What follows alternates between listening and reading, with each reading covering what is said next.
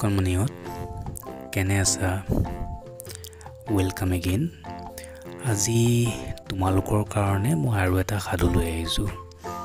সাধুটোৰ নামটো হৈছে দুজন বন্ধুৰ সাধু বুজি পাইছা বাৰু আহা সাধুটো শুনো দুজন নলে গলে লগা বন্ধু আছিলে তেওঁলোকে সৰুৰে পৰা একেখন স্কুলতে পঢ়া দুইজন একেলগে ডাঙৰ হোৱা ইজনে সিজনক বৰ ভাল পায় দুইজন এদিন খোজকাঢ়ি কথা পাতি জংঘলৰ ফালে গৈ আছিল মানে তেওঁলোক যলৈকে যাব বিচাৰিছে ৰাস্তাতে এটা জংঘল পায় গৈ থাকোতে এটা ভালুক দেখা পাইতো দুইজনে এতিয়া ভয় খালে কাৰণ ভালুকেতো মানুহ খায় এতিয়া তেওঁলোকে ভাবিলে কি কৰিম আমি তাৰ ভিতৰত এজন বন্ধুৱে দৌৰি গৈ কাষৰে গছজোপাত উঠি গ'লগৈ আৰু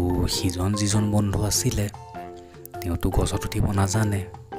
তো গছত উঠিব নাজানে কাৰণে তেওঁ তলত ৰৈ গ'ল এতিয়া তেওঁ ভাবিছে মোৰ লগৰটোতো বাচি গ'ল সি গছত উঠিলে এতিয়া মই কি কৰিম মোকতো ভালুকে খাই পেলাব সেইটো ভাবি দ্বিতীয়জন বন্ধুৱে বৰ ভয় খালে তেওঁ বহুত ভাবি এটা বুদ্ধি ভাঙিলে তেওঁ মনত পৰিলে যে ভালুকেতো মৰা মানুহ নাখায় তাৰ পাছত তেওঁ মৰাৰ ভেকচন ধৰিলে আৰু মৰাৰ ভেকচন ধৰোঁতে ভালুকটোৱে তেওঁ শুঙি চালে